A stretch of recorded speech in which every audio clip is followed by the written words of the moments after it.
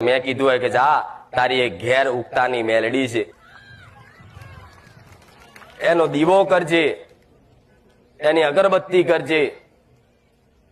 તે માણસ એ મનુષ્ય ઘેર જઈ દીવો અને અગરબત્તી ચાલુ કરે, પણ એ મેલડી પ્રત્યે તો 1% પ્રેમ ના જાગ્યો હોય. તો એ ખાલી દીવા થતા હોય, એ ખાલી અગરબત્તીઓના ધૂપ ધુમાડા થતા હોય, પણ જો લગીન તમને મારી મેલડી છે, મારી માં છે, મારો કુળનો દીવો છે, મારા બાપ દાદાની માતા છે, આવો એક પોતાનાપણું નહીં જાગન કે આ મારી માં છે, તો લગીન જગતમાં કોઈ દીવા તમારા નહીં ફડક વડા. હું મેલડી આવું કહું. એટલે દીવાબત્તીનું મહત્વ આટલું જ હોય છે કે એક ભક્તિ કરવાનું એક સાધન છે.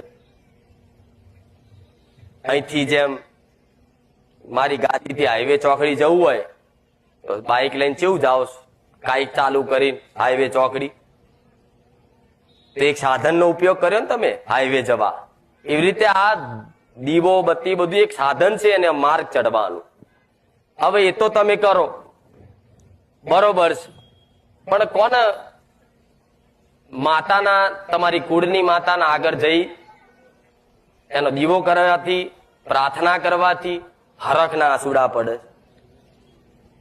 આવા હરખના આંસુડા જેની આંખોમાં આવતા છે ને, એવું દીકરીઓ દરેકને એવું કહું છું, જે માતાની આગળ, જે ભગવાનની આગળ જઈ અને 2 હાથ જોડતા જ તમને એને જોઈ, એનું સ્મરણ કરી, એનું કોઈ ભજન સાંભળી, એની કોઈ વાર્તા સાંભળી, એની કોઈ રેગડી સાંભળી અને તમને હરખના આંસુડા, કારણ વગરના હરખના આંસુડા આવવાનું